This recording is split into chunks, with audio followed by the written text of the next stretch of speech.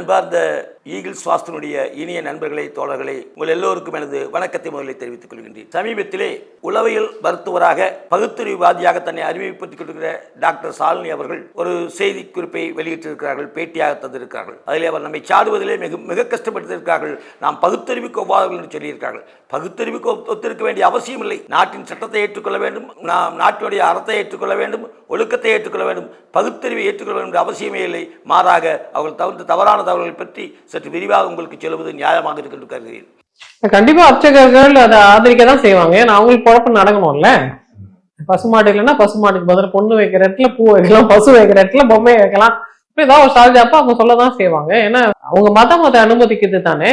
முதலாவதாக அவர் சொல்லியிருப்பது, நாம் கிரகப்பிரவேசத்தின் போது வீடு புதுமனை புகுவலா நிகழ்விலே மாட்டை கொண்டு வந்து வணங்குகிறோம், மாட்டை போற்றுகிறோம், மாற்றுக்கு பூஜை செய்கிறோம் என்பதை ஒரு பெரிய இழிவாக சொல்லி மிகப்பெரிய சரத்தை சொல்லியிருக்கார்கள்.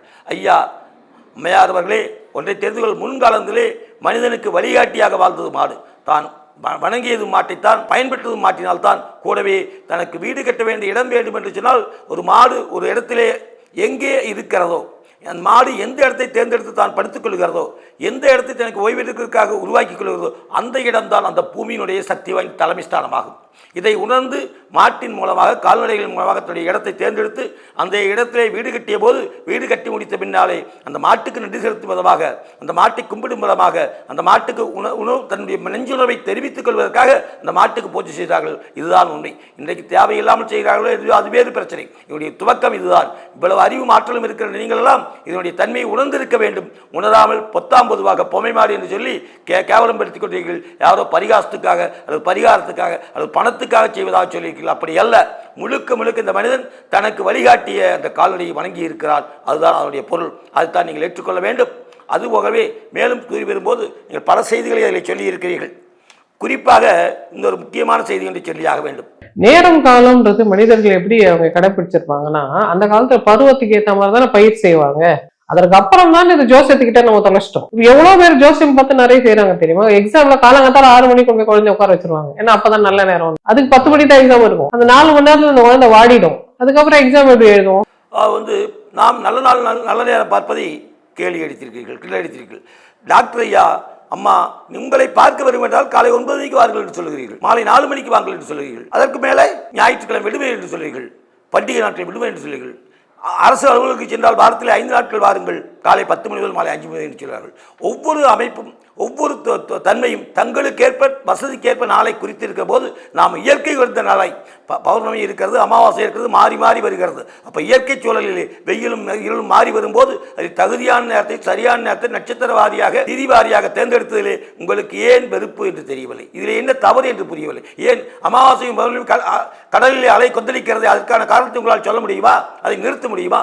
விஞ்ஞானத்தால் அதை நிறுத்திவிட்டீர்களால் நீங்கள் சொல்வதை நாங்கள் ஏற்றுக்கொள்கிறோம், அல்லது நீங்கள் எங்களை ஏற்றுக்கொண்டு ஆக வேண்டும். அதிலும் இன்னொரு அபத்தமான ஒரு செய்தி சொல்லியிருக்கீர்கள். நம்முடைய மரியாதைக்குரிய தேவார பாடல் ஒன்று, வேயுரு தோழி பங்கன் விடமுண்ட மிக நல்ல வீணை தடவி மாசரும் திங்கள் கங்கை முடிவில் அணிந்தன் உலமையே புகுந்தனால் ஆசரும் ஞாயிறு திங்கள் செவ்வாய் புதன் வியாழன் வெள்ளி சனி பாம்பிரண்டும் ஆசுகரும் நல்ல நல்ல மிக நல்ல நல்ல என்று ஒரு பாடலை சொல்லியிருக்கார்கள். இந்த பாடல் உருவான காலம் தேவாரத்துடைய காலம், தொன்மையான காலம். ஆம், கிபி 7ஆம் நூற்றாண்டு என்று சொல்லப்படுகிறது சரித்திரத்தால். ஆக கிபி 7ஆம் நூற்றாண்டிலேயே இது சொல்லியிருக்கார்கள். ஆனால் இதை நீங்கள் தவறாக சித்தரித்ததோடு அல்லாமல் இதை கிரேக்கப்படலாக கண்டிட்டு கிரேக்கத்திலே வெளியிட்ட காலரை ஒப்பிட்டு இவர் பாடியதாக ஒரு செய்தியை புனைந்திருக்கிறீர்கள். கிரேக்கிய காலர்கள் கிரேக்க பேரரசால் உருவாக்கப்பட்ட காலம் கிபி 1578ஆம் ஆண்டு என்று குறிப்பிடப்படுகிறது. கிட்டத்தட்ட 1600 அல்லது 1700ஆம் ஆண்டிலே 15-16ஆம் நூற்றாண்டிலே வந்திருக்கிறது. நீங்களோ 7ஆம் நூற்றாண்டிலே வந்த நமது பாடலை, தேவார பாடலை கொச்சைப்படுத்தி இவர் அதை பார்த்து பாடியிருக்கிறார், காப்பீடுகள் எல்லாம் அச்சம் சொல்லியிருக்கிறார். ஏன் இன்னொன்றை கூட சொல்லுவார்கள், அந்த சனி ஞாயிறு திங்கள் செவ்வாய் புதன் வியாழன் வெள்ளி சனி இந்த 7 நாட்களும் தானே உலகம் முழுக்க பயன்படுத்துகிறார்கள். இதை முன்னோர்கள் முன்காலத்தை சொல்லியிருக்கார்கள். இது கோள்களின் நாட்கள், கோள்களினால் உருவாகிற நாட்கள், அந்தந்த கோள்களுக்குரிய நாட்களாக அதை பிரதிபலித்திருக்கார்கள், அதை வைத்திருக்கார்கள். அதனால் பாடல் பாடியிருக்கார்கள், வழிபட்டிருக்கார்கள். அதைத்தான் உலகம் முழுக்க தோற்றுகிறதே தவிர, உலகம் முழுக்க இதை பின்பற்றுகிறதே தவிர உலகத்திலே யாரும் இது மாறாக ஒன்றும் செய்யவில்லை. நீங்கள் தவறாக கிரேக்க காலத்தை கொண்டு வந்து இதில் இணைக்க வேண்டாம். அது இது நமது முன்னோர் உருவாக்கிய காலத்துக்கு பின்னால் மேலும் 1000 ஆண்டுகளுக்கு பின்னாலே அது நடந்திருப்பதாக தெரிகிறது நமக்கு தெரிந்தவரை. எனவே தயவு செய்து இது போன்ற செய்திகளை உங்களை பொறுத்தவரை மிக மரியாதைக்குரியவர், மிக கல்வியாளர், மிக அருமையான செய்திகளை தேடுகுவர். எனவே இப்படி தவறை யாரோ சொன்னதற்காக புரிந்து கொள்ளாமல் இந்த தவறை பிரபரிக்க வேண்டாம், இந்த தவறை பிரசுரிக்க வேண்டாம், தயவு செய்து மறுபரிசீலனை செய்யுங்கள் என்று கேட்டுக்கொள்கின்றேன். அதே போலவே இன்னொரு செய்தியையும் அதிலேயே சொல்லியிருக்கீர்கள். ஆனா தமிழ்நாட்டிலேயே நிறைய பணம் கொழிக்கிற இடம் எது தெரியுமா? டாஸ்மாக் பார். அதுல வாஸ்து கிடையாது, நாள் கிழமை கிடையாது, பூஜை கிடையாது, எதுவுமே கிடையாது. வெறும் ஒரு ஷெட்டு போட்டு அமோகமா கொழிக்கிறாங்களே, அவங்களுக்கு மட்டும் இப்படி அது வேலை செய்யுது. ஏன்னா ஐடியா கரெக்டா இருந்தா, ஏமாறதுக்கு ஆள் இருந்தா எந்த தொழிலும் செய்யும். நீங்க வாஸ்து பார்க்கணும், பூஜை போடணும், நாள் கிழமை பார்க்கணும்னு அவசியம் இல்லை. நாள் கிழமை பார்க்கறதுன்றது சில விதமான பதட்ட கோளாறுகளோட அறிகுறியா இருக்கு. அப்சசிவா பார்ப்பாங்க. டாஸ்மாக் நேரம் காலம் பார்க்காமல் திறந்து வைக்கப்படுகிறது. அதுக்கு நல்ல நேரம் கெட்ட நேரம் கிடையாது, அஷ்டமி நவமி கிடையாது, அங்கேதான் கொலிக்கிறது என்று சொல்லி இருக்கீர்கள். மரியாதைக்குரிய டாக்டர் அவர்களே, ஒரு விதம் சிந்தித்து பாருங்கள். மதுக்கடைக்கு சென்றவன் கொலித்திருக்கானா? மதுக்கை இந்த அரசாங்கம் கொலித்திருக்கிறதா? ஏதாச்சும் ஒரு பொங்கி வெளிகின்ற ஒரு செல்வச்சொல்லை சொல்லுங்கள் பார்க்கும்.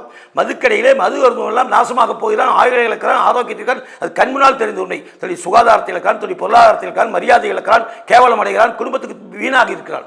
இது ஊரறிந்த உண்மை.